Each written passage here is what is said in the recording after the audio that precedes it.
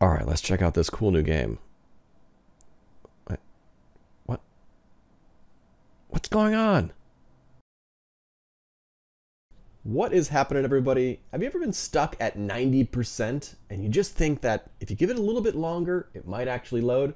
Well, it's never going to load. Hate to burst your bubble. If you're a developer and your game is doing this to somebody, then there's a way to fix it. So let me go ahead and take a moment to show you how. Once you're inside your Unity project, go ahead up to your build settings. Make certain you've selected WebGL and hit player settings.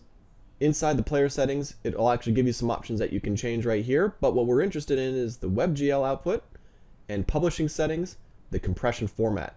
Right now it's set to compression format broadly. Let's change that to disabled, and that seems to fix everything. So if you exit out of this, go ahead and build your project, and once it's finished, it should work this time.